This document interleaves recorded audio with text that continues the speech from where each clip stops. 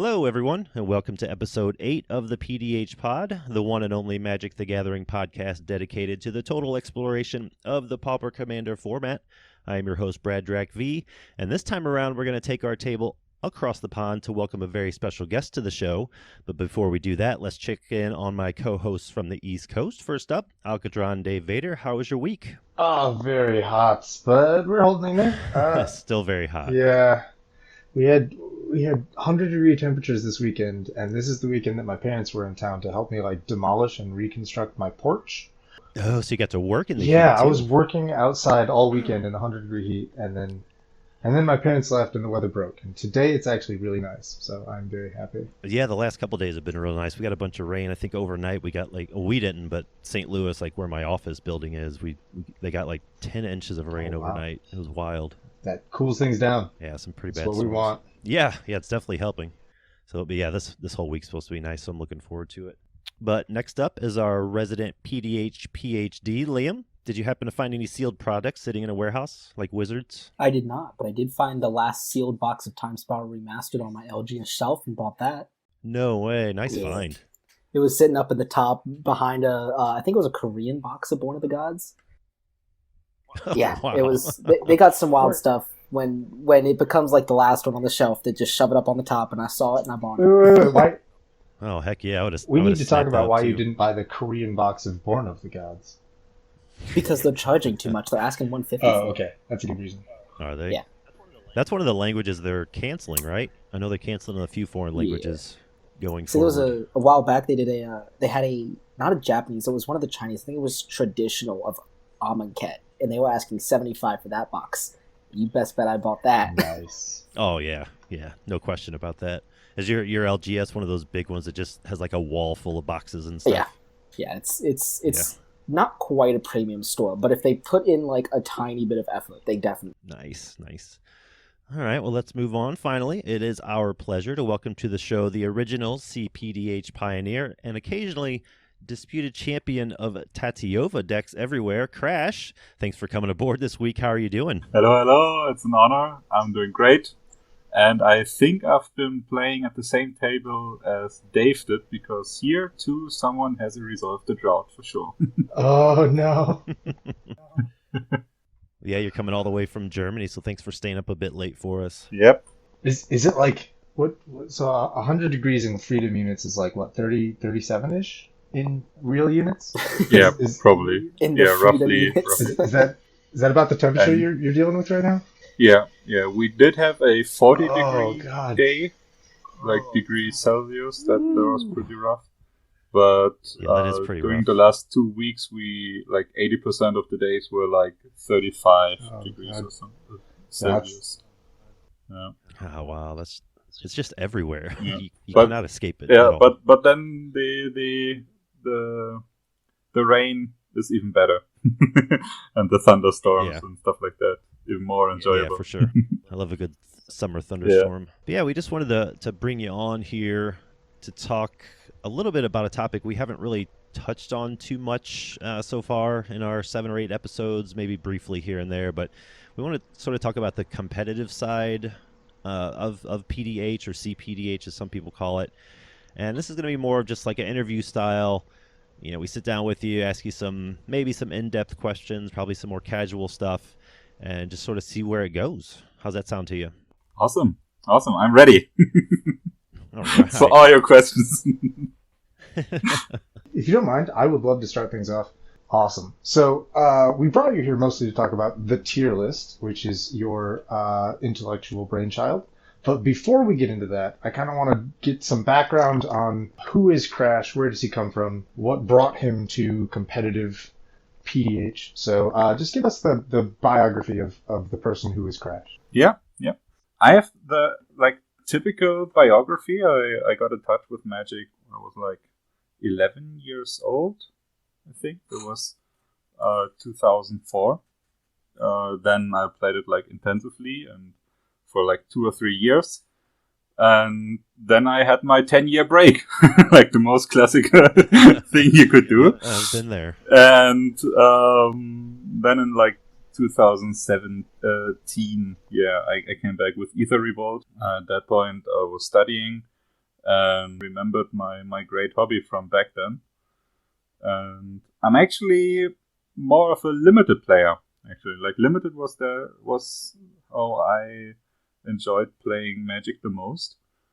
I probably played it or did stuff with it like 20 hours per week because I was so in love with limited, especially booster draft. Mm-hmm. Yeah, I was playing limited and limited and limited and grinding some tournaments and stuff like that. And I was active in a German Magic forum back then, where I met a user named Yaleron, another German Magic player, and he was like my soulmate when it came to like limited. We were talking about limited all the time, about every set and everything. Yeah. So actually, I'm just seeing myself as a limited player, but in like 2019, the user Feyamius, another German Magic player, posted a Pauper EDH Tatyova deck there on the German forum. I didn't think much about it, but I was kind of good with commons and uncommons as a limited player, I guess. Sure. And like, if I had to play a constructed format, I was always playing Pauper. And so the goblins in my head started working because I've seen that what we would call it the casual Tatyova list, basically playing a lot of like 5-drop creatures that fetch for a land or something like that. I've played against his casual Tatyova deck. It's really fun. It's just it's just ramp for days. Like it's got 30 land, 30 ramp spells, and just like 30 massive like Ulamog's Crushers and like Crows and Tuskers. It's just fat things all day long. Yeah. It's extremely fun. Great. Yeah. Yeah, and that was the list that basically tickled my brain. And just as a side hobby, I just tried to improve it. Wasn't even a commander player back then, but I just kept working on it and enjoyed brewing so much. Like the Pauper EDH restriction was like, I don't know, it just tickled my brain in a very special way. That's how only how I That's could a good way to describe put it. Yeah. And then I worked on it and goldfished it like tons of hours. And then like right in between, Mystic Sanctuary got spoiled. I still remember it on like, I think it was August 19 in 2019. Remember that day very well. And then suddenly the deck just had to become a combo deck.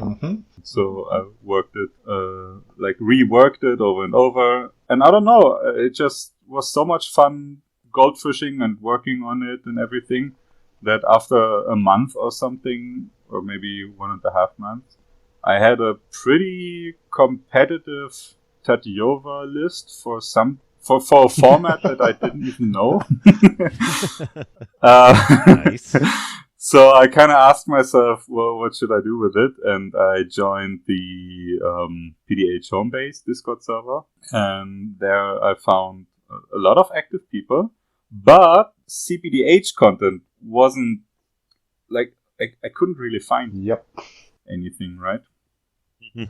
I don't know what your experience was with that, Alcadron, but it was pretty thin. Like, I Googled a lot. For the server specifically, like, I joined earlier than 2019, so I was with them for a little while before Crash joined us, and I can definitively tell you that prior to Crash joining the Homebase server, no one was talking about PDH, or competitive PDH, even a little bit.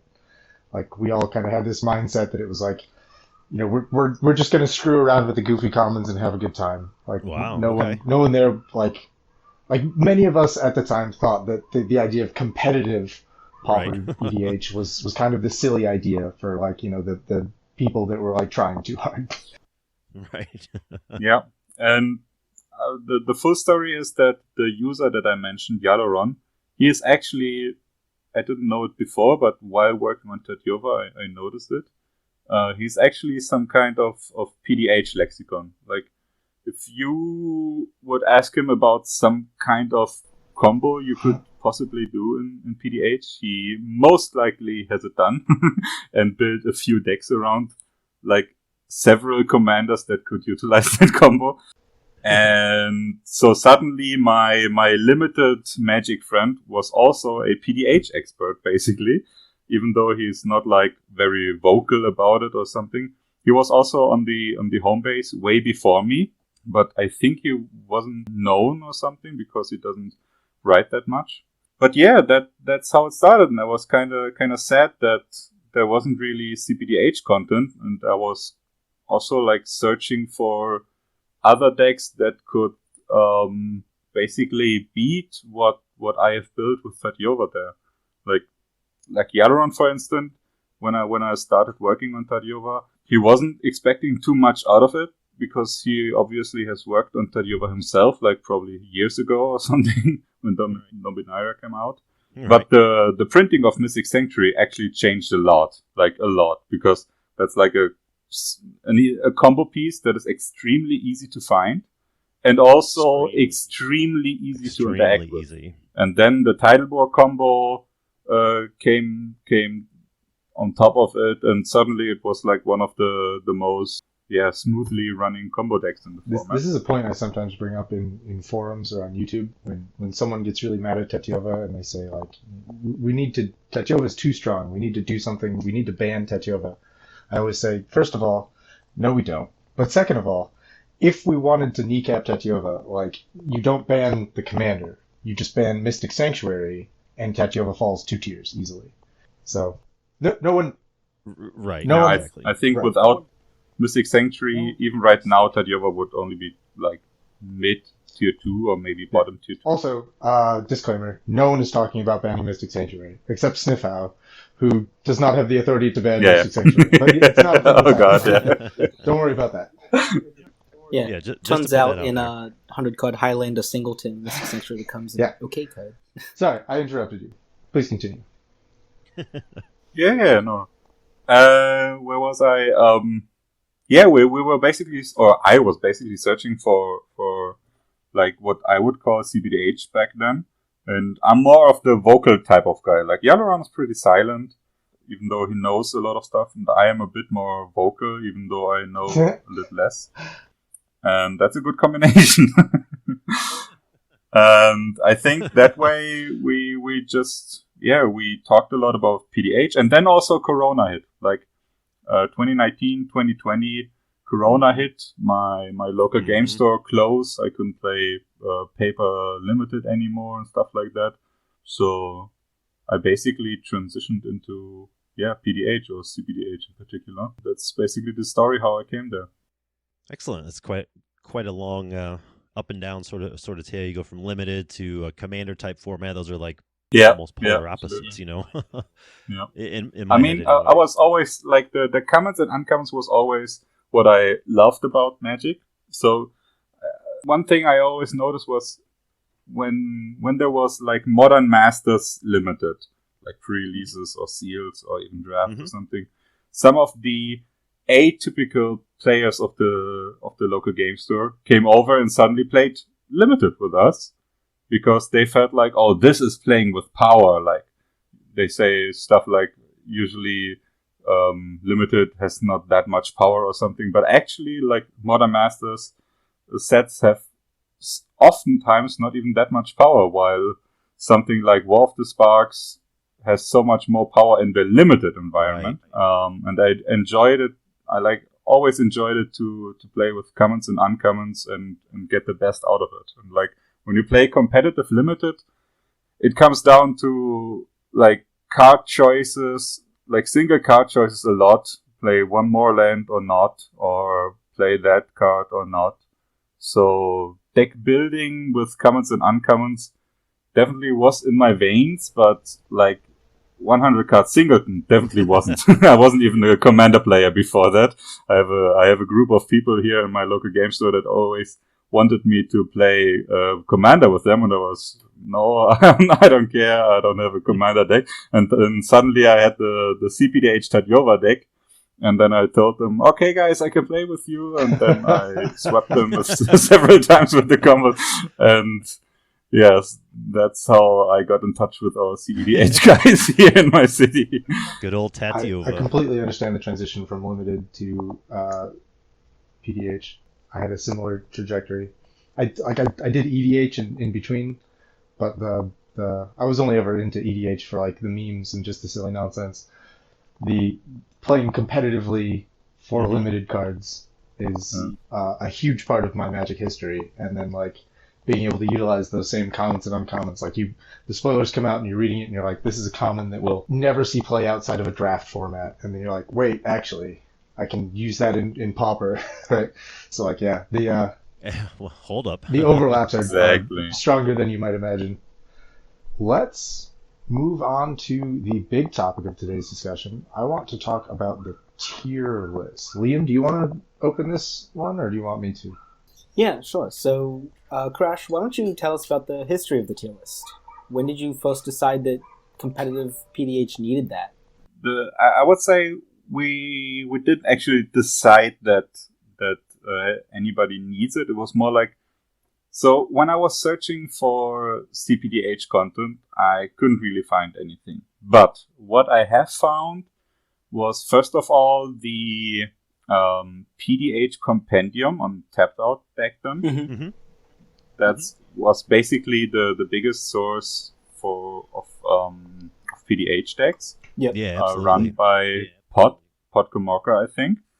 And but that wasn't exactly cPDH. Like I searched through like probably 100, 150, maybe 200 decks, and I found like maybe one or two decks that looked somehow competitive, and the rest was like clearly casual in mind and not that much cutthroat. So what we have found was Pod Commander's tier list back then on Tapped Out. Like he has put a lot of work, and basically, from what I understood, basically just tried to rank all the decks that he knew or had an idea of how the deck would be built. And he did a great, huge tier list.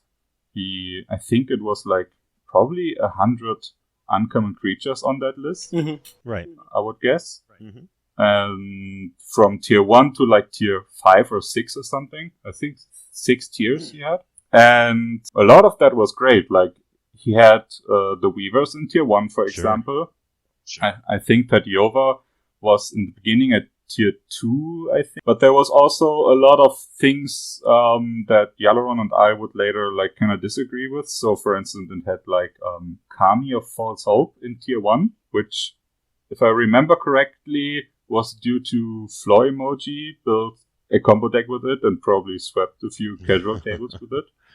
Oh, That's, I imagine, because he searches for auras, basically. Right. mm-hmm. And it had like Nightwave, Predator in tier 1, I remember. sure. Ascended Law Mage in tier 1. And in tier 2 was like Sigil, Captain, if I remember correctly, and Bastion Protector and stuff like that. So you could clearly see how like these decks probably have been like casual slayers, I would think. Like Bastion Protector could be strong at the casual table, I imagine, and stuff like that. So all of this existed, and Yalaron and I, the same way we always have been talking about limited, now we were talking about PDH, like privately, and also about this tier list, but didn't really communicate any of that. But then people in the home base started questioning that tier list and started to throw in ideas and stuff like that. So Yalaron and me would also kind of join that and like basically talk about our experiences and stuff like that. Yeah, so the work you guys were doing was just sort of gaining interest on from the outside. Like you didn't go out and like seek people to play cPDH and all this other stuff. It just sort of happened organically. Yeah, at that point, no, exactly. At that point, cPDH was actually more of a niche hobby between Yalaron and me. Okay. I would say. So two competitive limit players are now at home because of COVID, Right. and now they're talking about cPDH. but then the effect was that we were basically like kind of backseating Pod Commander And we didn't enjoy that either. So what we did was we basically tried to put all our opinions between Yaron and me together into one text file and just send it out there. Okay. Just so we don't do this whole, oh, I don't think this is that good, or oh, I think this should be there, something, but have an own opinion that could be like criticized by others, right? Because when you say yourself, I think this exact deck is there, then you give people the chance to discuss it, right? Right, exactly. Yeah, I think that was kind of the beginning, and Podcomarker really liked our ideas from what I understood. And after a few weeks or months, he actually came to me, I think, or maybe to Yaron, I don't remember. I think he came to me and said something along this line where if we would just put all of our ideas onto a website or something, he could just link it there, and then we could basically, how do you say, like, keep it up to date. Yeah, sure. Curate? Curate, exactly. That's basically what we did. We, Yaleron basically put all our ideas into a deck stats deck list, basically, with like comments and everything. And Podcomarker linked it on the resource list on the PDH homebase. From there on, basically the tier list was kind of our thing, because now it was like kind of our responsibility to keep it up to date. And Podcomarker, I think he kind of stopped working on his own tier list at that point.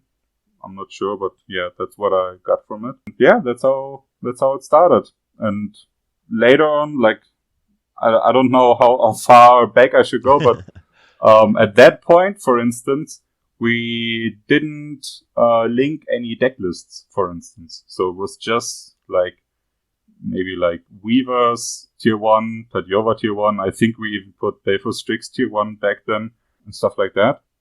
But we didn't provide deck lists, for instance. But then the whole discussion started. We got our own cPDH channel, for instance, so people could talk about it, and tier list channel and everything. And then something happened that what I describe as the Crackling Drake problem, basically. So when you look at Crackling Drake, right?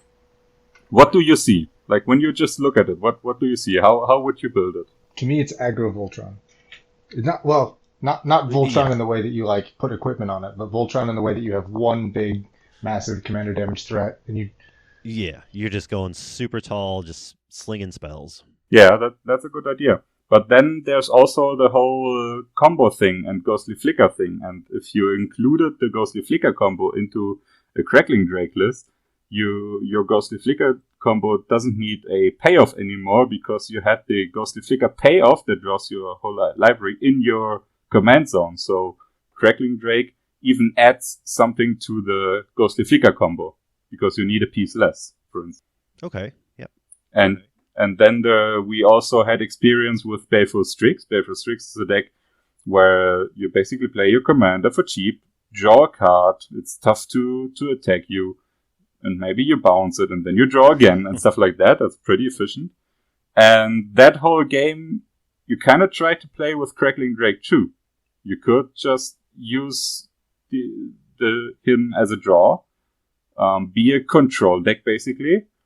Maybe sweep here and there with a red spell, and just someone combo. Then you would play basically a combo deck in a control shell, basically. Okay, right? So you're using Drake to just sort of protect yourself until you get to those pieces you need. Exactly, and then have a slightly more efficient Ghostly Flicker combo. Yeah. So that kind of leads to the problem that people were talking about Crackling Drake, but they had totally different archetypes in mind. The one side was talking about, like, you could say about like some sort of Turbo Voltron or something like that. And the other side was actually talking about a control shell with a combo finish. And they were discussing cards, but not actually saying that they were talking about different archetypes. And they started to basically throw arguments at each other without understanding each other. And that was the most significant point for me personally, where I was convinced that we should provide deck lists for everything to like have something concrete where people can refer to and people actually know what they're talking about and could criticize it or maybe want to change it or something. But yeah, that was like the Crackling Drake example was the point where I personally was convinced that we should provide deck lists for everything. But then you have the problem that you already listed like 20 decks or something. And now you have to provide deck lists for everything. Right. And like working on Tatyova alone took me like months. Like I probably goldfished it like 100 hours or something until I really felt satisfied with it. Yeah, you kind of have to. Yeah, exactly. But now you want to provide deck lists for decks that you might not have even played yet. And like that's a whole other story. But the thing is that when Yalaron builds a deck in like 15 minutes or something, that deck is already better than 99.9% of the people I know could ever build in 10. So he is kind of like a machine. Like you just tell him a name of an uncommon creature, and his mind is basically throwing together a really, really competitive list that the only way I could possibly like make that deck better is if I threw it together, goldfish it like a few times or days or weeks, and then I start to get an idea of how to approach certain things in a different way. But he builds like decks that are great, and in like no time it's actually right. Crazy. Like his first draft is just the best draft. Yeah. And you can see that. I don't know if you have looked at our Abdel list, blue-white Abdel. Like Abdel is the new deck, right? The new strong newcomer, basically. Abdel is a whole thing. Yeah, and we have had several people who were working at Abdel, but none of the decks were like really convincing. And every time I looked at a deck that had like 10, 15 cards that I kind of disagreed with. And we actually counted on other people to provide a deck list for that, but nobody actually did it. And so at the evening where we wanted to be finished with our latest update, beginning of July, we had the problem that we didn't have an actually good update list, and he just threw something together. You see it on the tier list now. And that's the best update list I have seen so far. And yeah, basically just due to Yalaron being like the encyclopedia that he is, we could finally provide like deck lists for everything. Real quick, the best Abdel list. Is it Feywild Visitor or Swordcoast Sailor? The hard questions. Here's the thing. I have not seen in my entire Magic career a decision that is of lesser relevance than that. That's rough. We can just end the show right there. That was amazing. Sorry, Liam, what were you going to say? So, Crash, you're talking about the tier list as it exists now. Where can people find that? Is it still hosted on Tapped Out? I know Tapped Out was going through some stuff there for a minute. Yeah, basically, Tapped Out is no longer the way to go. Basically, everybody moved to Moxfield now. And we have put together a deck on deck stats, deckstats.net. And there you can find our list. But the best way to find it is either on the sidebar of Reddit, of the Pauper EDH subreddit. There's a link to the tier list, or on the PDH homepage. We have a resource channel where the tier list is linked to. Oh, okay, perfect. That's probably the best two ways to find it. Okay. And walk me through that tier list real quick. Like, what differentiates the different tiers? Do you have any examples of decks that, like, beyond Tatyova being tier 1, are there any decks that really pop out and define a tier? Yeah, I mean, tier 1 is like Tatyova, Weavers, and basically the Ghost of Ramirez stuff. Yep. The blue-black Ghost of Ramirez. That's like the most efficient stuff. And Tatyova and Weavers are so fast combo decks that are so tough to actually stop because they just laugh at you and do it again. Yeah, I've been laughed at. Yeah, that's basically tier 1. They laugh at you and do it again. And now, too, like, I don't mean to interrupt, but, all these commanders that are, say, all these tier 1 commanders, they can be built at a lower power level. You know what I'm saying? Like, for newer players to the format or people trying to get, like, their local paper scene together for PDH, it's not like, well, you can't, unless you want to play high-powered, you can't play Tatyova. Like, you can still build these, like you said earlier, Dave, like, casually competitive or really good on a casual level, LGS level, if you will, or you can fine tune them. You can tune them up and make them a big bad hot rod if you wanted to. Yeah. Yeah. So your question is, how exactly do they differentiate? Yeah. Right? Sorry, I didn't mean to interrupt, but yeah, how do the different tiers differentiate? Yeah.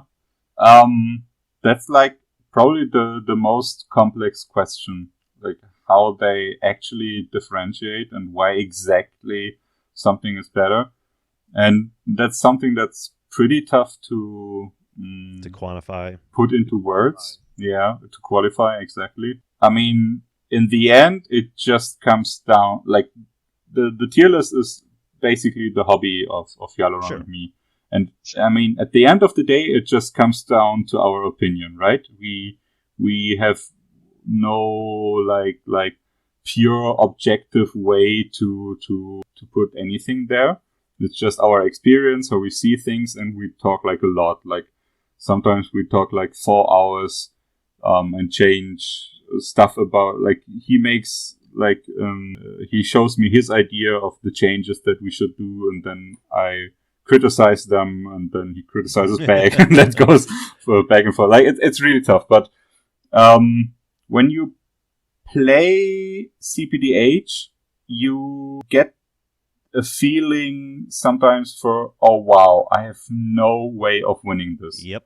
Like if you sat at a table against like Tatyova and Is It Guildmage and Weavers, and you sit there with your, I don't know, maybe like Satyr Enchanter or I don't know, what have you, or something, and like each of your opponent draws like 5 cards each turn and have a counter war over things, and you just sit there and you're happy that, I don't know, that you're still alive or something. That feels really that's bad. Me. And yeah, that's basically the leading idea, I would say, to find the groups of power levels where you do not have these problems, like where everybody has a fair chance at winning, and where you would not say, all right, I'm kind of behind here and didn't really have a chance in the beginning or something. That's the leading idea. But that obviously comes down to something more complex, and that's like the metric, how we actually decide where goes something. Because like as a competitive player, you're always trying to maximize your win percentages, right? Sometimes you have to take a shot to take the high risk, high reward chance or something like that. But in general, it's maximizing win percentage. But in multiplayer, you have very strange effects. It's a good way to say it. So my favorite, like by far favorite example is something that Dave was with too, I think. I think he watched us. Yes. And Dave's friend played a Sir Conrad deck. And we nerds, we other cPDH nerds, everybody of us played a Tatyova. So it was 3 Tatyovas against a very casual Sir Conrad deck. This sounds horrendous. And back then, back then, Mystic Sanctuary and Mystic Remora were even allowed back then. So the game kind of went like this. One guy had his Mystic Remora or Mystic Sanctuary out. You mean played some stuff. Drew Rhystic about 5... Huh? Rhystic Study, yeah. Sorry, exactly. And drew a bunch of cards, like probably like 4, 5, 6 cards per turn.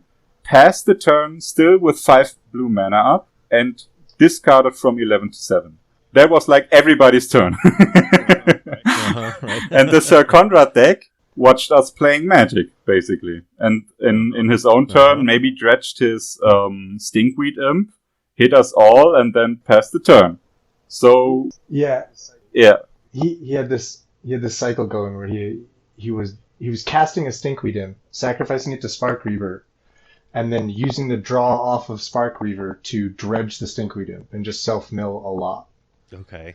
Yeah, That with sounds amazing. Conrad in play, so it was like, 3 or 4 damage to the whole table every so turn. yeah. now we had this effect But- where the Yeah. the only people who could possibly stop a Tatiova at comboing were the other Tatiovas, but the only deck that would actually kind of slowly kill the players was the Sir Conrad by dealing us 4 every turn. And we 3 Tatiovas basically tried to push each other and just try to stay the Tatiova deck with the highest life total and push each other one step lower and get an attack in here or there or something. So we just hope to be the last Tatiova alive, and then we just combo. Because until then, everybody had 7 cards filled with counterspells, and as soon as the first guy would try to combo, he had 2 opponents that just had to stop it, right? So the most efficient way Right, to of win course. is, and the most safest way is actually to be the last Tatiova standing and then just combo because the Sir Conrad can't really do anything. And that was basically the game. Like, Ludwig died when I had like 8 life, and Yaleron had like 4 life or something, or 5 life. And then it was Yaleron's turn, and Yaleron tried to combo, and I countered it all. And then in his last try, he cracked his own Relic of Progenitus to draw an extra card, or basically just to kill me. Yeah. And we all just died, and the Sir Conrad won. Yeah, when he realized that his combo wasn't going to Wow. work and he was going to die to Conrad, he cracked the relic, sort of like, it was a spite maneuver. Like, if I die to Conrad, we all die to Conrad. Yeah. Cracks the relic for like 10 Conrad triggers all at once, because his deck was just full, or his graveyard was full of creatures from dredging the Stinkweed so many times. Yeah, so Yeah, Conrad's a banger Conrad, for sure. who is not on the tier list, defeated 3 top tier decks because of this awkward multiplayer dynamic. Now with sorry, I didn't mean to interrupt. Now, if you're looking at, say, like the traditional or the 60 card Pauper metagame on MTG Goldfish or what have you, whatever site you use, a lot of times if you're looking at the actual metagame itself, you'll see that most, if not all of the decks, there'll be a couple aggro decks or whatever in there, but most of the decks are going to be heavy removal, heavy counter spells, heavy interaction, or a combination of all 3 of those things. Would you say a lot of the tier decks, especially the higher tier decks in this tier system, are kind of that same way? Like, yeah, it doesn't have to be the way. I personally think that there should be more decks that would try to fast combo, but in general, yeah, Tatiova has like 10, 12 counter spells, several more interaction spells, and Weavers too. Basically, what we see right now is that on the one side there are the combo decks that have a lot of interaction, especially counter spells, and then there are the fair decks that don't utilize a combo, but some sort of efficient way to kill a table without an actual combo. So stuff like Witherbloom Apprentice, just basically a good or better Conrad, basically. Or Crypt Rats, or Crackling Drake hitting people. Yeah, stuff. Or even Tormod Ghost, right? That's the deck that I play a lot. That just keeps disrupting the opponents while building up a board state that can actually... Right. Yep. And I only ask because I'm constantly theorizing decks or brewing up decks or whatever, and sometimes I'll show them to a cPDH player or whatever, and just like, hey, what do you think about this? What kind of changes could I make? And 90% of the time their questions are, well, where's your counter magic? Where's your oubliettes? Where's your snuff outs? I'm like, hold on. I'm not necessarily going for that, but that's just kind of like where their mindset is. I just kind of wondered if that's a inherent part of this cPDH format, the tiers. That Yeah. mindset Interaction is an is really enormous part important, of how like I the have run was. approached PDH and like or competitive PDH at least. And my explorations have been a lot more limited than crashes. I only have 5 cPDH decks, but I like to joke that I have one cPDH deck for each color. I have green blue, I have white blue, I have red blue, I have black blue, and I have mono blue. And it's because like Yeah, and I wasn't saying it was like a bad thing or anything. I was just, I think that's the interesting idea of mentality. trying to build a competitive Pauper deck that doesn't have access to a lot of reliable counter magic seems crazy to me, so I have never attempted it. In the competitive mindset, I wouldn't someone- even necessarily say counter magic specifically. I would just say interaction. I think we get so hell bent on having counter spells to just prevent the thing when, sometimes just killing the thing after it's resolved is sufficient. Yeah, and this is kind of what Witherbloom gets away with, and why Sure. Witherbloom is a high tier deck without any meaningful counter magic, and it's because basically every like win attempt in cPDH that you need to disrupt probably involves a creature on some level. So if you can kill the creature as someone in response to someone trying to do something, then you can get away with this. And it's important to remember you won't be able to answer everything in any given deck. Yes. Oh yeah, So, for sure. Just playing to whatever your deck's strength is. And I think I wouldn't even necessarily Witherbloom's. I would not say Witherbloom gets away with something. I think it just approaches the problem with a different angle. Like you said, just sometimes just dealing with a creature is all you need. So Witherbloom can take that as a strength of just it kills creatures extremely that's well. Fair. Yeah. My well. blue-black deck. You just said this was a bad idea. I'm gonna keep doing it. My black-blue deck gets away with running an unusually low number of counterspells and creature interaction because it's constantly attacking everyone's hand sizes, and Okay. It's effectively sort of. kind of the same Yeah. thing. Dealing Yeah. with the problem Yeah. before it becomes a There problem. you go. Preventative maintenance. Yes. But yeah, I just wanted to ask that. It was kind of interesting whenever I hear feedback on what I know is a janky brew. Just to hear the feedback from like a very competitive mindset is always kind of neat. Yeah, I think one thing I wanted to finish up my thought was that that is something that I discussed a lot with Yaleron. I personally think that if I had to put into words how we decide what deck is better than another deck, is how much it forces the other decks to stop it. Like, how much force do the other decks have to bring up in order to stop it? That's a pretty good metric. Like, that's something you can almost visualize. Exactly. Because you have really strange multiplayer effects going on. The Sir Conrad thing is just one of them. You have really strange like game theory problems, like prisoner's dilemmas and everything going on.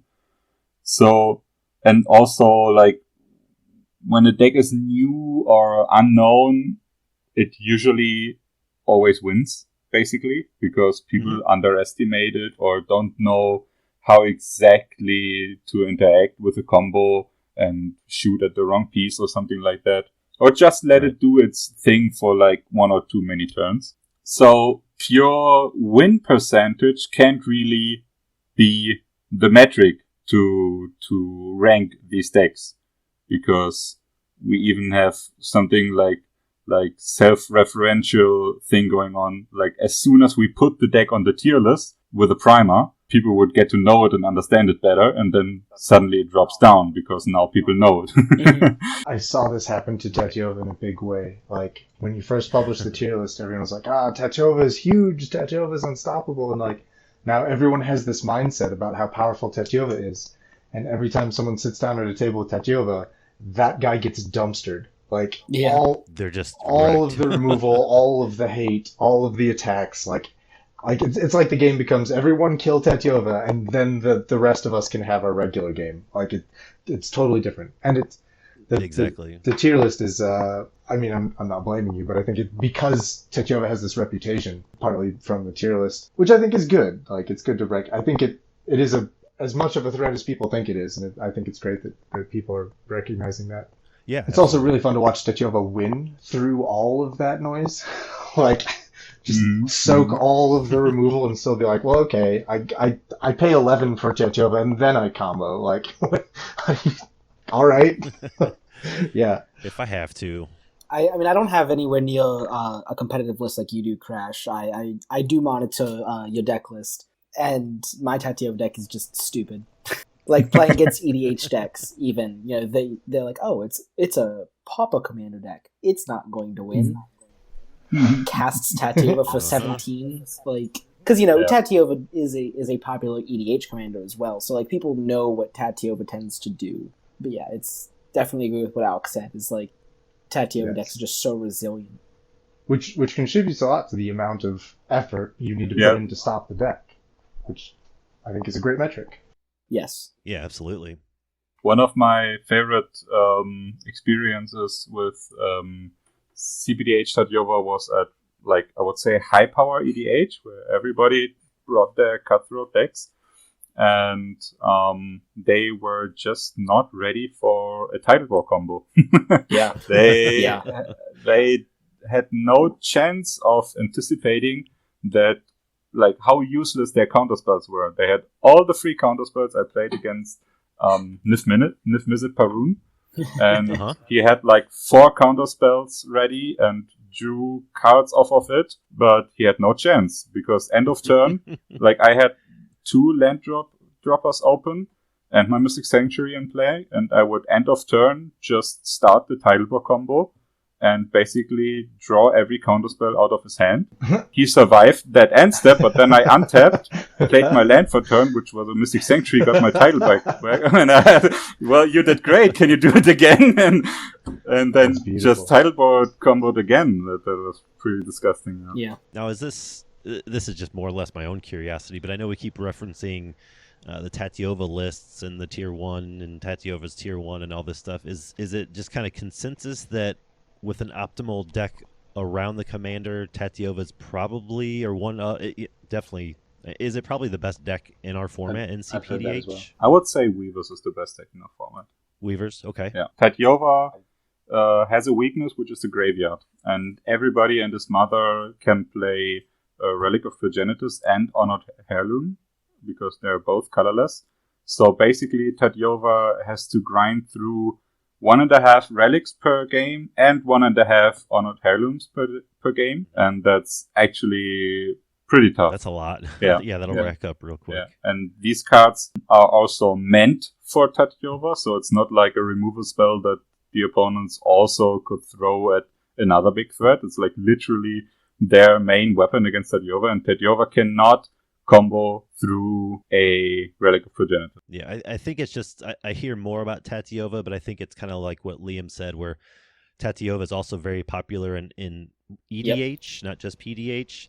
So I think that crossover there gives her a lot more recognition for being powerful, whereas the Weavers are just uncommon creatures. Like, nobody really plays with them much outside of PDH. And I want to add on to the Weavers as well, is while the Weavers can win with similar combos to what you would run in Tatiova, as well as similar combos as to what you would run in Malcolm X decks, I find that despite also being Simic, the Weavers don't need as many land-centric cards as Tatiova does, opening up some slots for more interaction. What do you mean by land-centric? So Tatiova, both decks are running Cultivate and Godama's Reach and Rampant Growth and all that, but Tatiova has, 5 land droppers in it. Weavers might only need 2. I don't know if I'd run any in Weavers. Yeah, I had a Weavers deck for a bit that ran 2, and then I cut it down to 1, and then I switched over to Tatiova.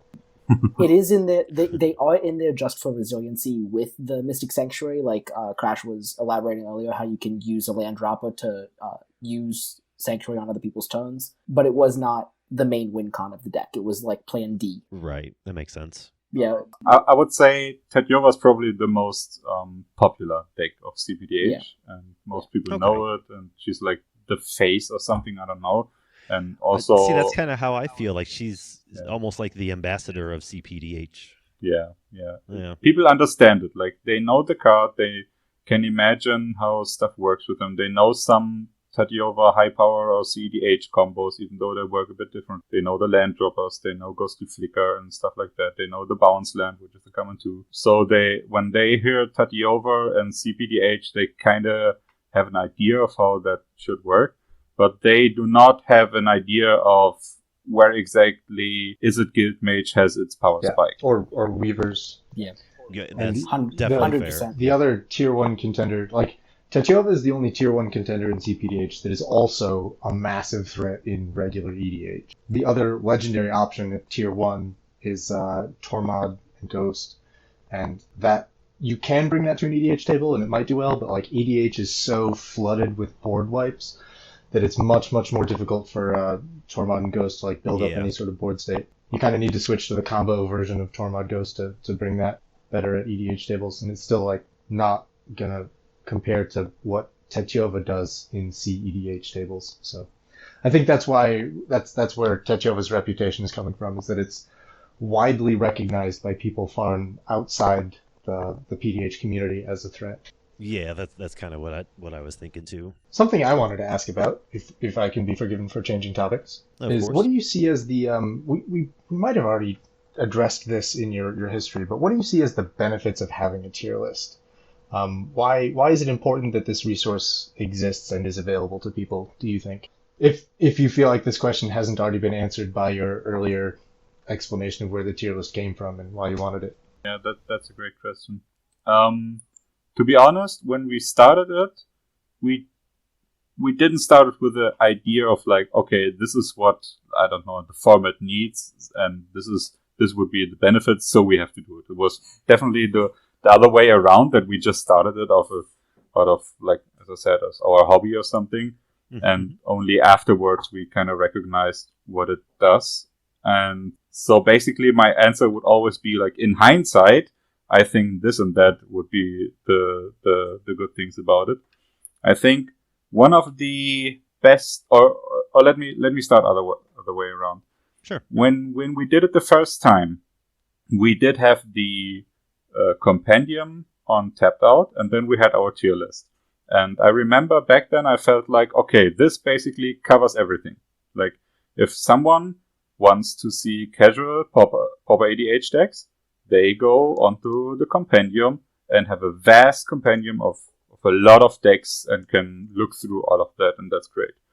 And the other players who would be searching for competitive decks, they could look at our decks and have a good grasp of how cPDH would work and are happy with that. And I didn't really see any other players in the community, basically. Like, to me, it felt like this covers everything what people could ask for back then. Now, the compendium on Tapped Out is not being curated anymore. And the best we have is the Moxfield Pauper EDH search, right? Which is a very powerful search, by the way. If anyone listening wants to know how to access a bunch of PDH decks in a compendium-ish thing, go to Moxfield, click Explore, do an advanced search for Pauper EDH decks. It'll bring up a lot of stuff you can browse. It's very, very good. Oh yeah. Sorry for interrupting. Spend all day there. Click on Explore, click on Decks, and then Format. Click on Pauper EDH, and then either browse through all of that, or you can also enter a card name. Yeah. Now I'm a bit less confident, because I feel like even though the Moxfield search is really good, I think people kind of hesitate, and it's not that easily accessible to many of them. And also, like, if you search for a Togo deck, but let's say otherwise. So for instance, I'm working on Togo Ichtekik, and I wanted to search through the Moxfield search. Mm-hmm. Now I can enter Togo and get a lot of Togo decks, but I think I have had problems when I entered Togo Ichtekik. I don't know if I was just being stupid or not. But I think that, I just did it, and I just noticed exactly. When you search for Togo Ichtekik, you only get the decks with Togo and Ichtekik in their title. You don't get the decks with Togo and Ichtekik as their commanders. You can with the advanced search. If you And do an that's a advanced problem. search, you can choose the format and the commander and the partner. There's an event. Oh. All right. Yeah, instead of just like the normal search bar. Yeah. Yeah, and I definitely, since we have like a couple seconds here, I kind of wanted to throw out, I know this is something that sort of tripped me up when I first got into PDH because I came directly from competitive 60-card Pauper, and one of the first things I heard about was this tier list and competitive decks and cPDH and all this sort of thing.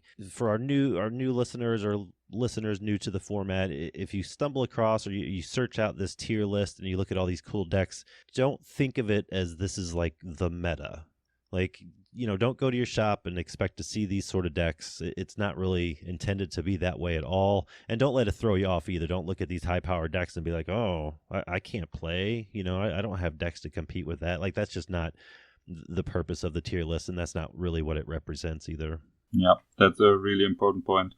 I think that is probably also like the biggest criticism that we got so far, because even though, like, literally on our tier list, we write something for that. Like, we spend a lot of text to explain that this is not how things have to look in your local game store or something. And we too think that there must be missing a ton of decks in between that. It's just, this is what we are sure of right now. Like, this is what we are confident to present and everything. But, like, to me, it feels like there must be missing like 30% in tier 1 and like 60-70% in tier 2 and tier 3 or something like that. Like, I Sure. personally think there's like, this is just the first grasp at what you could do. I personally think so. But I don't know what exactly. Like, I think Yalaron thinks it's less. I think it's more. Yeah, that's a really, really important point. So we gave our best to say that every time we are somewhere and we get the feeling that people misunderstand that. This is the whole idea of the tier list is not in any way to say how things are supposed to be. It's just, this is the strongest stuff that we have found so far. And also I remember the tier list being our, or at least my way of communicating. Like, I actually expected to find more other people who have brewed extremely competitive decks, and I kind of wanted to reach out to them and get in touch with them. And I kind of hope that, like, putting something out like that, and maybe something reads it and then joins the home base, shows us all of their strong decks and stuff like that. I'm definitely a bit sad that didn't happen that much, but I remember that was like one of my prime motivations back then. It's definitely a way of communicating. It happened to me. I got into cPDH because of your tier list. True. Yeah. There you go. So like I said, I was on the home base, I think, a bit before Crash was. And I thought it was just this casual, silly thing that I was just doing for kicks and giggles. And Crash showed up and started talking about cPDH and how you can make decks competitive. And I was like, that seems stupid. I'm never doing that. But then I kept on looking at this tier list thinking like, okay, this is what really high-powered stuff looks like. I don't want to be doing that. I want to be staying casual, but what if? And then I had an idea I was actually watching the Pals when I had an idea for a deck. The Pals did something called Jumpstart, or not Jumpstart. Jumpstart was Wizards' thing. They did Team Tag, where they just built a half deck for each of the CMR commanders with partner, and you could roll 2. And one of the pairs they rolled, I was like, man, you could do some really powerful stuff with that. Maybe it would be competitive. And when I started trying to brew this deck, I went to the tier list and I was looking at what do I need to fight against? Like, what kinds of threats do I need to be able to handle on what kind of time frame to make this thing a viable threat? Because in my mind, I was thinking I was gonna like just troll the competitive scene. I was gonna like roll up. You were gonna wreck the place. I wasn't gonna wreck the place, but I was gonna roll up with a deck that was like silly and kind of stupid and not on the tier list, and like kill one or two of them. Like that's where my head was at. I was gonna be like, look at this thing, it's stupid, but it gotcha. Like, and I was using this tier list which is an incredible resource. Like if you're looking at what you're going to be up against, it's beautiful. It'll show you what kind of combos you need to stop.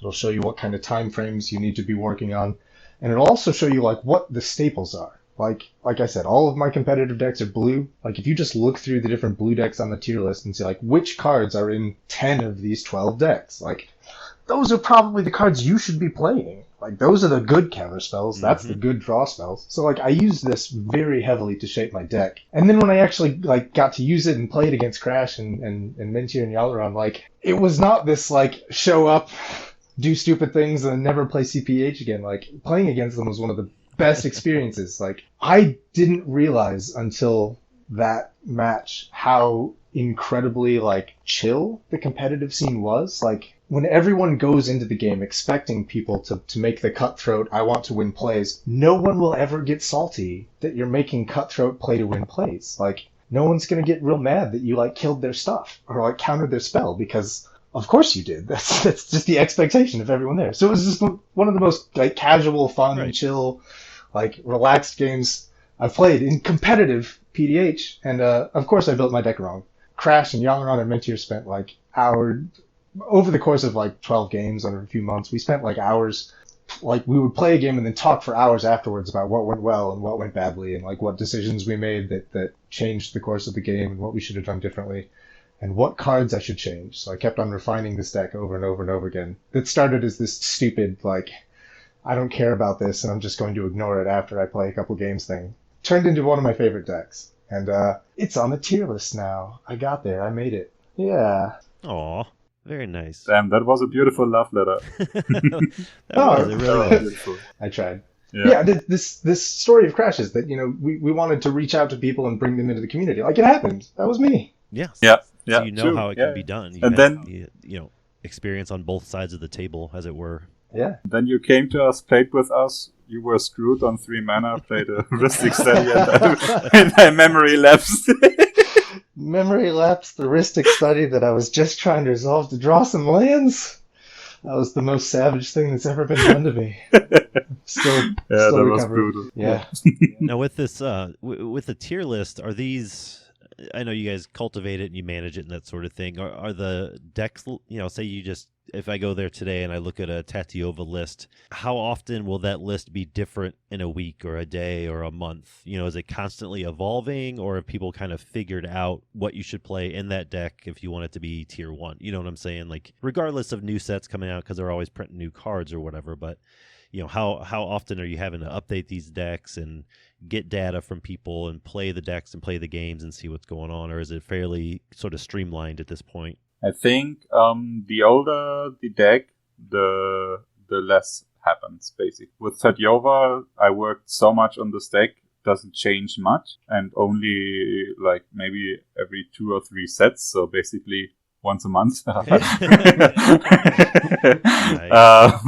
Yeah, let's say every 3 to 4 months I may have to add a new card or something. But the new decks change a lot, I would say, because to be honest, they're pretty underexplored. Like Abdel is one of the best examples now. Mm-hmm. Cormella is a great example. Stuff like that has to change a lot. We try to always link not only the best deck list that we think is the best deck list at that point, but also we try to get active members involved and like link their deck lists.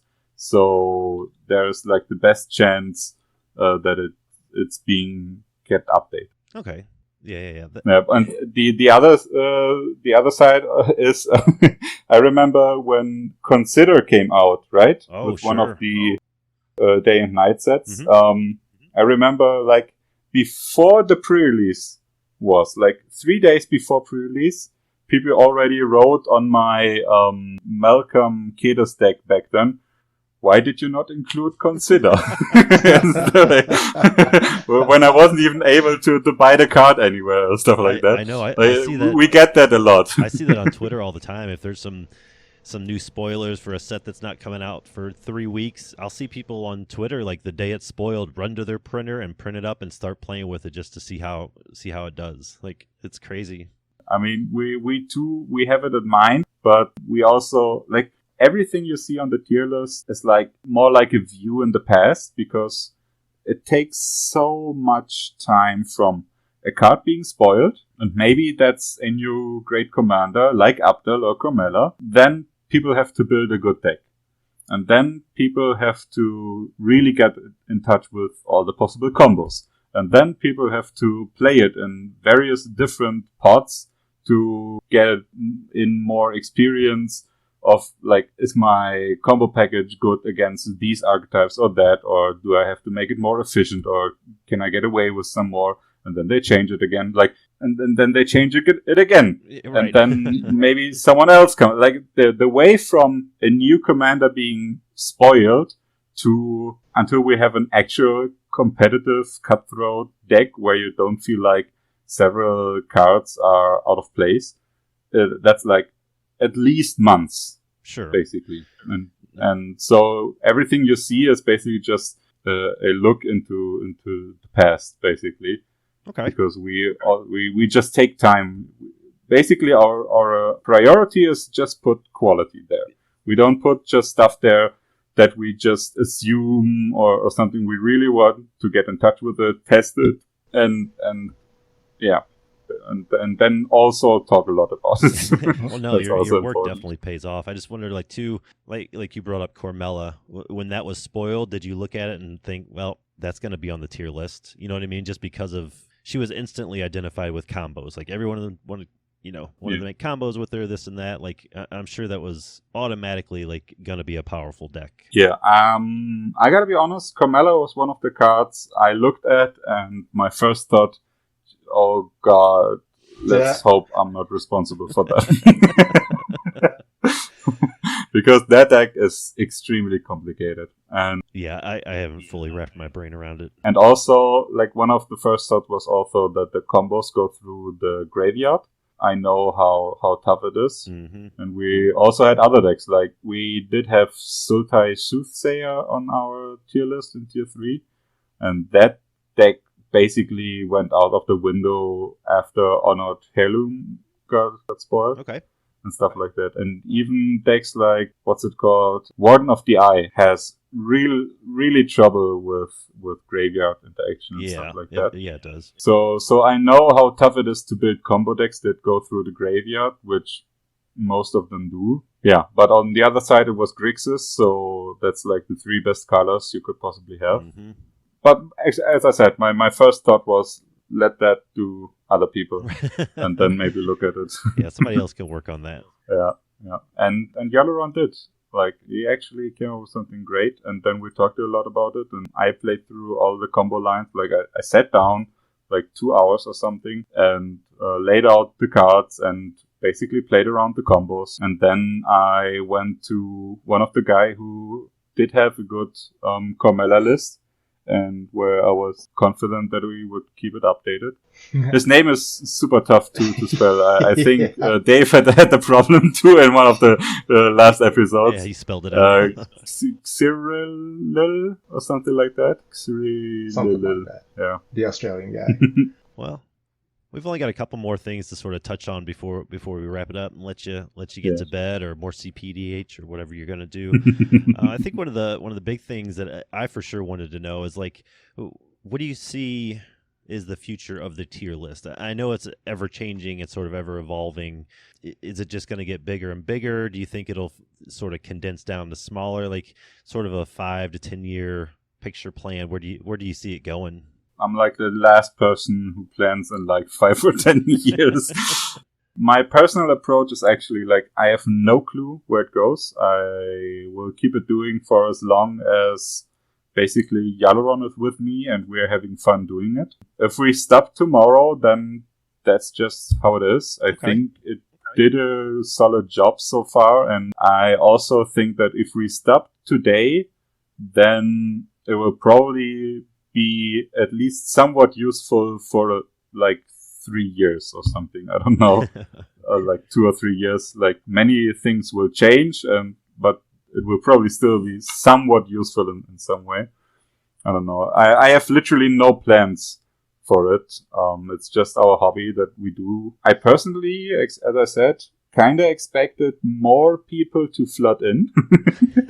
That was probably kind of naive in hindsight, but I have really no plan where it's supposed to go, or yeah.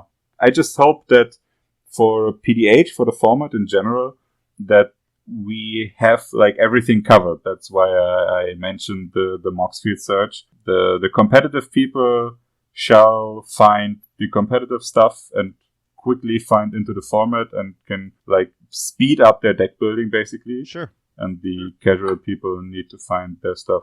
I remember it took me a lot of time when I started to build on Tatiova, and I had zero clue of what I had to expect in PDH. I had no clue how many counterspells the other people could have, or how viable artifact and enchantment removal is, or how much time do I even have to set up and then combo, or stuff like that. And all of these things change a lot of your deck building. So I worked a lot with no idea how things look. And yeah, I think the tier list just speeds up the deck building process for other people, I think. As long as it's doing that, it's great. But I have actually no plans. Maybe we need that or something. I don't know. No. I think regardless of what happens, the tier list is definitely a labor of love, for you guys. And I think even on the casual side of PDH, I think the whole community, the whole format's pretty much in a better place just for having access to something like this. That's my personal opinions. Nice. That's great to hear. And then, is there anything like short and quick you want to add about the format or cPDH in general to our listeners before we move on to the next little segment here? Yeah. When Dave did his love letter, I was actually reminded to say that the reason why I personally enjoy playing cPDH so much is because it's that interactive. It's extremely interactive, and also that challenging on my threat assessment. So it's extremely challenging and extremely interactive. And I would go so far to say that out of the, 60, 70 cPDH games I've played, I think none of them were played correctly. I think so. I'm quite sure. I'm quite confident in saying that. Like every time, like post-game discussion, basically as soon as one of your opponent opens his mouth to say something, you kind of realize how much you screwed something up. It's so tough to make the right plays because obviously you don't know the cards in hand of the other people. That's why, like, even cards like Peek, where you look at someone's hand and just throw a card, it's just a cantrip with a look at someone's hand, are so valuable. Yeah, it's like, I don't think I know any format that I enjoy playing more than cPDH. With drafting, there's like the whole draft part that is extremely fun too. But the games of themselves are not that interesting than cPDH. They're more linear and equal. But cPDH is so interactive, like every second you have to decide really complicated stuff. And I want to mention one situation. I was playing Togo Ich Tekik, and our maniac over there, Dave. Yeah, that's me. Oh, took out Mayhem Devil, right? Well, was course. It you or who was it? No, that was someone else. I've never taken my That was someone else into a competitive game. I'm too scared. Okay. Someone else took out Mayhem Devil, and I was playing Togo Ich Tekik. So when you look at these cards, you realize that Ich Tekik triggers every time an artifact leaves or basically dies somewhere on the battlefield. Let's say treasures. And Mayhem Devil triggers every time someone sacrifices. So when it was my turn and I would crack a treasure, Mayhem Devil would be on top of my Ich Tekik trigger. And Ich Tekik is just a 1/1. So Mayhem Devil would kill him. But as soon as it became Mayhem Devil's turn, who funnily enough, sat across me, so diagonally over there. As soon as it became Mayhem Devil's turn, my cPDH trigger would go on top of the Mayhem Devil trigger, and then the Mayhem Devil would try to shoot cPDH, but cPDH would grow and then survive. Wow. So we had the effect that even the triggers stacking would change with whose turn it was. Yeah, that was crazy. That is a lot of paying attention. Yeah, and we also had plays where Mentir realized that he had to combo in my end step, because otherwise Yalloron would win with Is It Guild Mage. So Mentir would try to start to combo in my end step, and they discussed that for like half an hour. Wow. And Yalloron would stop him, and then I would put my combo on top. Stuff like Nice. that happens. Yeah, that's really crazy. And there also was another game where I managed to exile every single combo possible out of Mentir's Tadiova deck, and I was playing Tormod Ghost. So his entire deck did not have a combo anymore. Tidalbore gone, Ghostly Flicker gone, and I think something else gone. His entire Tadiova deck did not have a combo anymore, and he still won. Holy Yeah, cow. that was crazy. I think in the end he had like 30 cards in his deck or something. Tatiova knows only war. Yeah, that was crazy. And Shoreline Ranger is a beating. Mm-hmm. Yep, that's where the Shoreline Ranger meme comes from.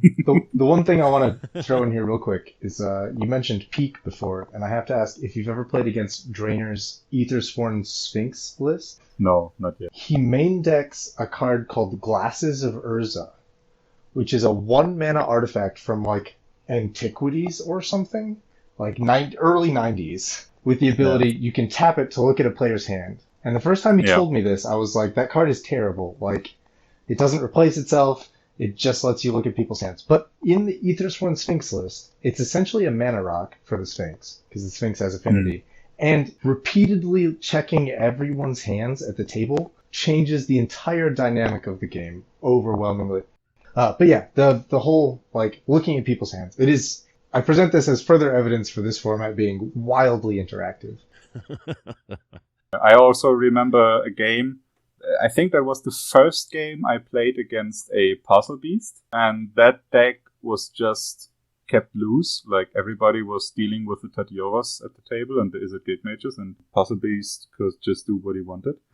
And at one point, like, I was playing Tatiova, and at one point I was fairly certain that I would win the game because I had 3 land tappers, like that bring a land from my hand into play, together with a Deprive lock. I had Mystic Sanctuary and Deprive, and I would just counterspell everything, but brutal. then return Mystic Sanctuary, bring back Mystic Sanctuary with a land dropper, get back my Deprive, and I lost that game. It was cast. pretty much the Mystic Sanctuary Deprive lock that got Mystic Sanctuary banned. Yeah, from Pauper. exactly. And Just I cast Deprive 4 times per turn cycle, and I lost the game against Puzzle Beast. wow. Parcel Beast does some weird nonsense. I love that deck so much. Yeah, that's basically the answer. Like, the game is so interactive, and there's so much fun, and I'm actually tired after 3 hours of cPDH. It's absolutely great. Awesome. Well, that is an excellent answer. This is what Bird Horse is for. If you're tired of long games, just Bird Horse. Yeah. Just play Zada. Yeah, Gosh. easy. Yeah, love Zada. All right. Well, we actually got a listener question in this week. It's been our first one. Of course, I think it was the first week I actually asked for them, but we did get an email. So, Crash, if you don't mind, you want to stick around and help us answer this question? Mm-hmm. All right. We got JW. They ask, are you able to have a Rule 0 conversation about quote-unquote downgrading cards from rare or mythic, or does that defeat the purpose? Now, I'm assuming they're saying a Rule 0 conversation about downshifting a higher rarity card to be your commander.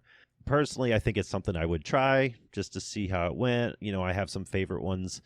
You know, right off the top of my head, I would automatically pick Nalia Diarnis from Baldur's Gate. Orzhov Party Commander, it's a whole thing. I'm absolutely in love with everything the card does. I know you guys have answers that are a little more deep, thought-wise into it, but I would try it. I don't know that it was something that I wouldn't consciously bring up to my play group. It wouldn't be something I'd strive for, but if it's rule 0 and everybody's cool with it, I don't see too big of a problem with it. What do you guys think? What about you, Dave? I think this is a really interesting conversation to have. I think that in my experience, there's a spectrum of Pauper players with two major axes on it. On the one end of this, you have the people who are really into Pauper EDH because they want to try and create the most powerful deck possible under very rigid constraints, these rarity restrictions. And on the other hand, you have people who just want a really affordable format where they can just screw around and express themselves with terrible cards that they think are really cool. I think that if you and your play group are in this latter category, rule zeroing in rare mythic commanders to express yourself with an otherwise terrible deck full of awkward cards, I think that that's probably fine. If that's what you all want to do, then great. But I think if you bring this idea to a group of people who are really into maximizing power level under very rigid constraints, then you're going to have a big difference of what you all want out of the game, and it's not going to go well. So definitely have the conversation. Make sure that everyone is on board enthusiastically before you do this. But if you all are on board, could be a great time. Yeah, and if you are downshifting some complicated mythic or what have you, make sure that even if everyone's cool with it, make sure everyone understands what the card does and not just you. I could see that being a problem. What about you, Crash? What do you think? Yeah, from my experience, PDH is extremely open for every sort of rule 0 things. Extremely open. We have people who play uncommon planeswalkers in the command zone, or even build partner decks with uncommon creatures that don't have partner. Sure. Just put together 2 uncommon creatures. It's really accepted in general, but for the competitive scene, obviously not. That kind of defeats the purpose. We need to know what we are preparing for. No matter what that is, we just need to know it before. So one good example is when Rhystic Study and Mystic Remora got banned. I started to cut some active volcanoes here and there, or even Spell Pierce. Spell Pierce got worse in general. Yeah, so few changes can already have a huge impact, and someone showing up with a cutthroat deck that kind of changes all the things I was preparing for is kind of against the spirit then. Yeah. Yep, totally understandable, especially from a more competitive slant. What do you think, Liam? You want to bring down a mythic? I'm not sure that there's any mythics I would bring down. I think kind of reiterating what Dave and Crash have said a little bit, for casual PDH, I think that's definitely a discussion. I personally would be a little kind of hesitant about it. Whenever I do rule 0, there usually has to be a flavor reason. Like Crash was saying, people put 2 random commanders together. If someone approached me with that, I would need a pass the flavor judge test. Sure. So I think it becomes difficult for casual because I can't think of a single mythic that I would want to play against in PDH. Yeah, that's a good point, thinking about it from the other side of the table. Yeah, now when it comes to a rare, I think there are certain cases that can be made. For example, Tolerate. I would absolutely play against a PDH Tolerate. Mentor of the Meek, prior to its double Masters print, I absolutely would have played against a PDH Mentor of the Meek because I thought that the rarity at this point in Magic's development was a little high. So I think if you could reasonably discuss why you think the rare could realistically be an uncommon, I think I would allow it. But you would definitely have to try and convince me for that. Well, yeah, even nowadays, a lot of the uncommons are rare power anyway. Exactly. And more often than not, if you really couldn't convince me, I would try and offer a solution of a good compromise, offer a commander option or 2 that I can think of or we can look for. Just because I don't want to shoot you down and just leave you sitting there well, what do I do now, right? But yeah, for sure. I definitely think that Pauper and PDH, you already come down to play this format with a set of restrictions, and the more differences you make to that, the more difficult it becomes to know what you're playing against. So I would make exceptions for casual, but you would have to try and convince me. For competitive, I would absolutely not make those exceptions. Like Crash said, you play competitive to know what you're playing against. You have to be able to prepare. And in my opinion, the definition of competitive Magic is trying to find the ceiling in a set of restrictions, and you can't find the ceiling if you're changing what those restrictions are. So I don't think I would make that exception in competitive. In casual, for me personally, you'd have to convince me, but I can see certain playgroups being chill with it. No, excellent. All your guys' answers were excellent. I was just like, yeah, jam the Orzhov party commander. But no, that was a good discussion. Good question. If anybody else has questions, just email them in to the pdhpod@gmail.com. We'll be happy to answer them on the show. I'm sure we've got it in our future show notes list to do like a whole episode of Q&As at some point. So bring them on in, or you can hit us up on Twitter or what have you. Did you have anything else you wanted to add, Crash, before I move into the outro? One last thing that I just noticed. cPDH, I want to mention, is for multiplayer. And we also have a growing 1 versus 1 community, also playing like competitive 1v1 PDH. Mm-hmm.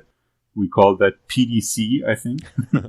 And they are also working on a tier list and playing their leagues and everything. So if someone's interested in 1v1 PDH, then there's also a place to go. And that's over on the Discord as well. They have a community on the Discord. Exactly. Just this morning, I linked their 1v1 tier list on the sidebar of the Reddit. So that is now accessible there. Oh, Perfect.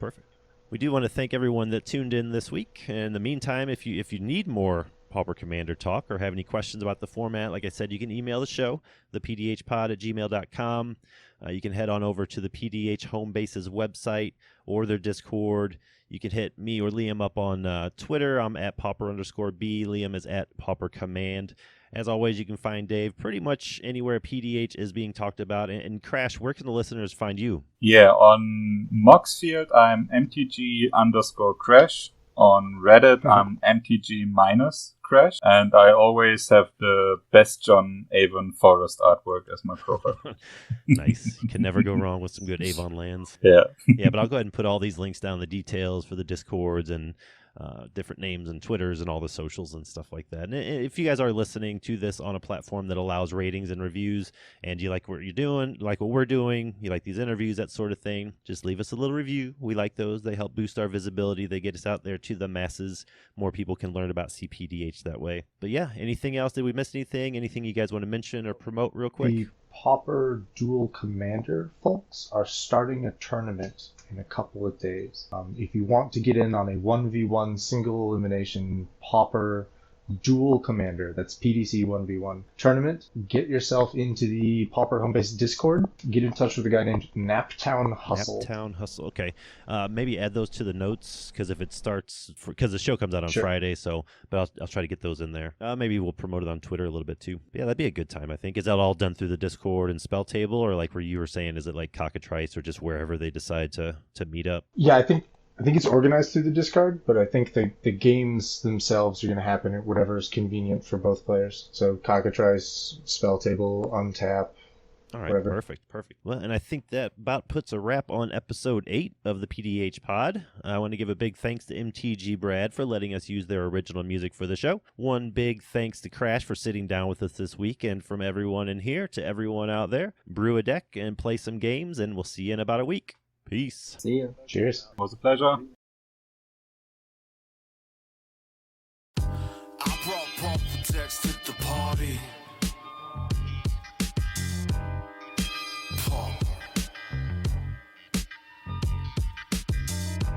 I brought Pauper decks to the party.